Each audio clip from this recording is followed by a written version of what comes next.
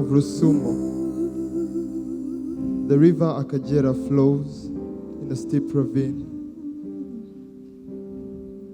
and form what is naturally a border between Rwanda and Tanzania. It carries into its current small trees and numerous elephant grass. In the late spring of 1994, it was the same with human corpses.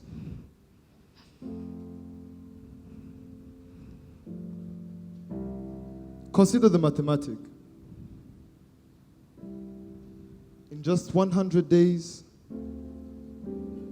1 million people.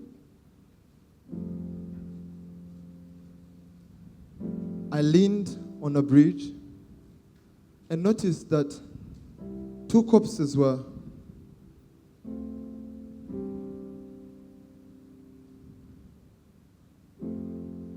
one was one of a man, the other was one of a baby, 6 to 12 months old. You could see that the baby was killed by a machete, a gash across its skull.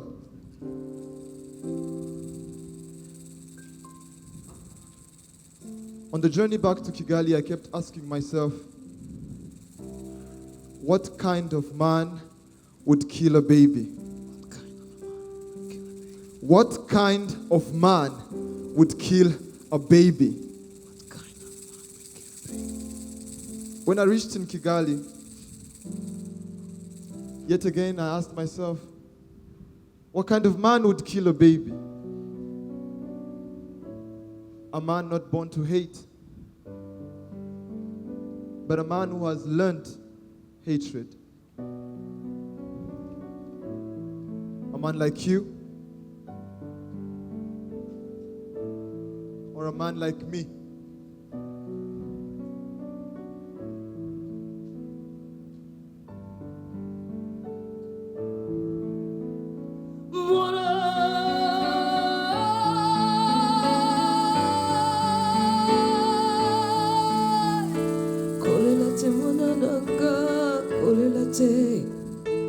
Kolelate mwana nanga, kolelate, kolelate mwana nanga, kolelate, kolelate mwana nanga, kolelate. Ay ay ay ay ay ay ay, more, more. Ay ay ay ay ay ay ay, more.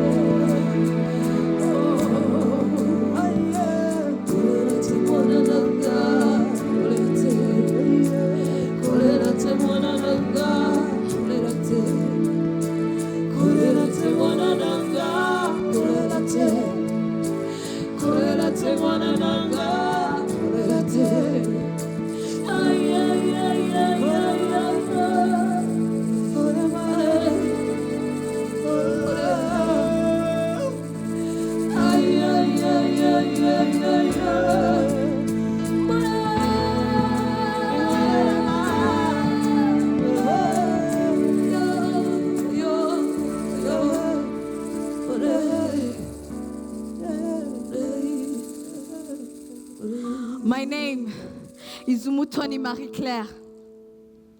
I was raised by my grandmother. I was 10 years old in 1994. We lived a normal life until the genocide began. People were being killed all around me. I was terrified that we might be next. I was only 10 years old. I was so afraid that I couldn't eat. My family kept telling me, "You must eat."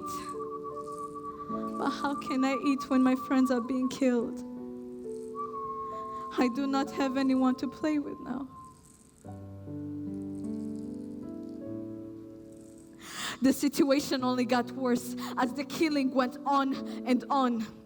Suddenly one day, we were told to grab what we could and flee to Congo. As we were walking along a path, I heard a groaning woman off to the side of the road.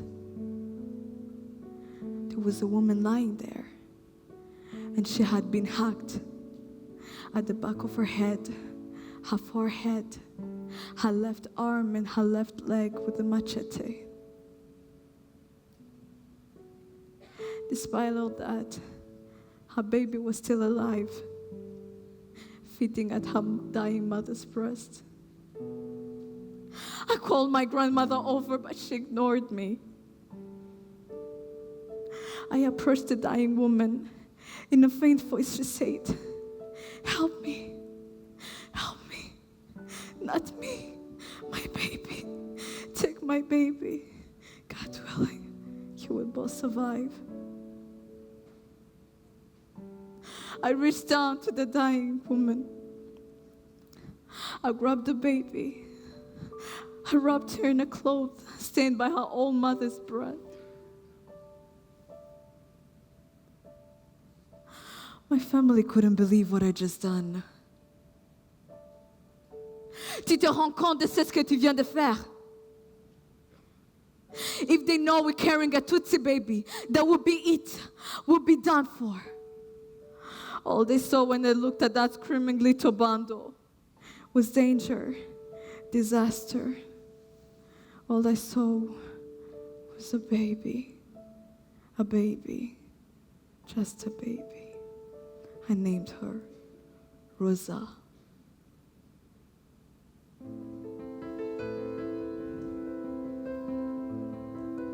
Oh, Rosa,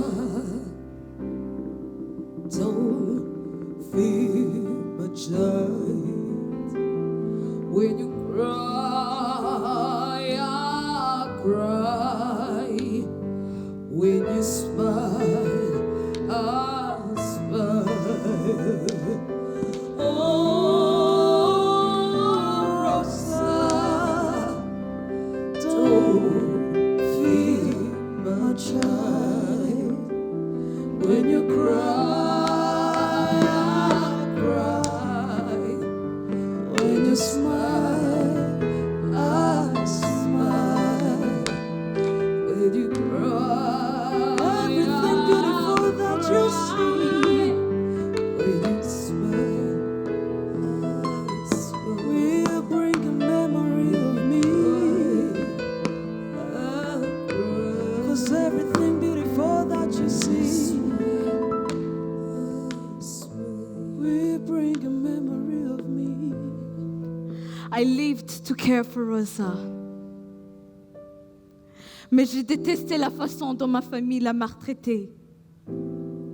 Sometimes they would refer to her as that cockroach. As she was growing up, some of the children would tell her that we were not related. The day finally came, I think she was in 3rd or 4th grade, when she asked me directly about her relationship.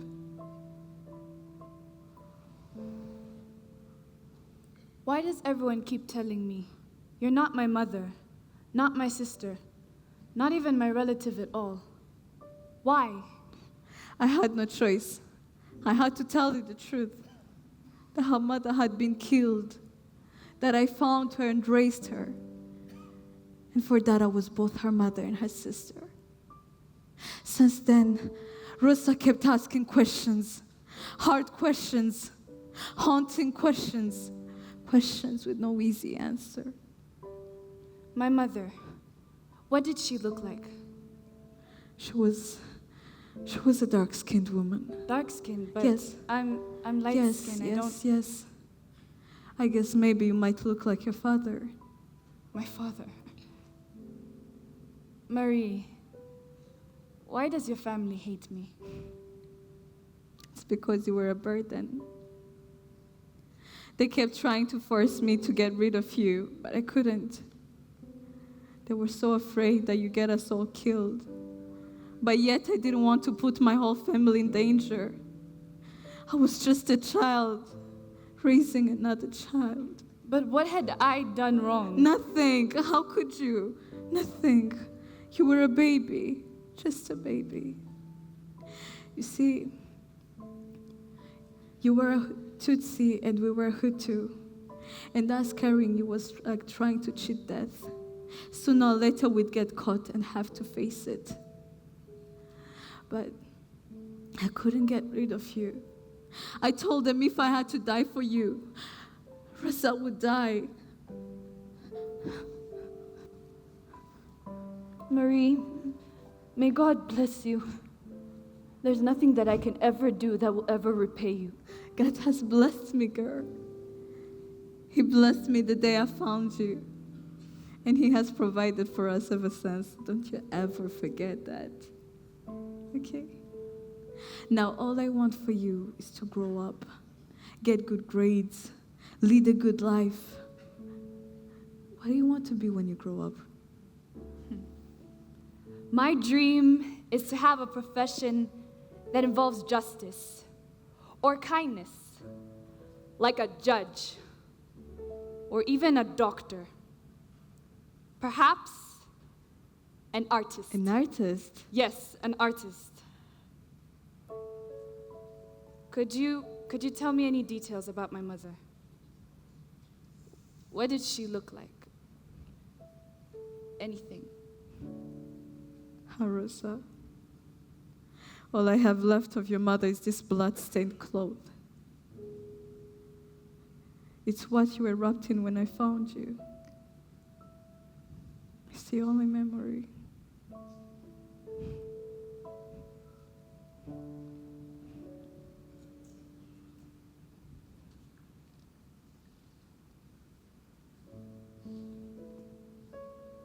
Mama?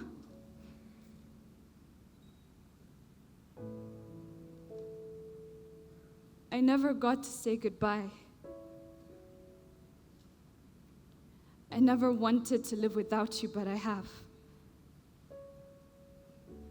Now all I have left is a blood-stained cloth. Before your soul left your body, you passed me on to another. To survive this cruel, cruel world. Not having much to hold on to. But now, I have this. I will hold it, and I will wear it. I will take pictures with it. You and me. You and me, Mama. Mama, let the wings of your soul carry me. Carry me with you. For as long as I have this memory, you and I will never be apart. I will live to make you proud, Mama. I promise. I promise. Promise, Mama. Tega amatwi wumva ijwi ry'ihumure rizanye ituze rizanye amahoro asobetse umunezero ko nubabara nanjye ndababara niwishima nanjye ndishima ko utuza umunezero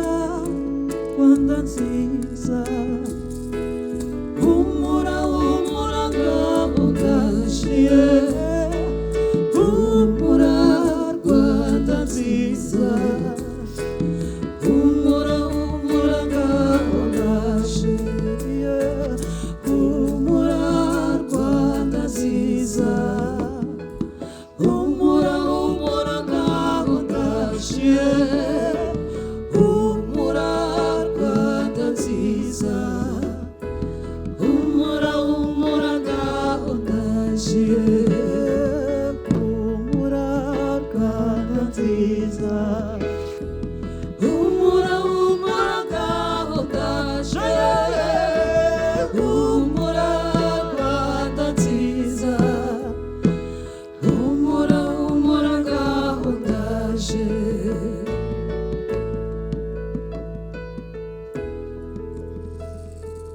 Humura humura ngaho gashiye.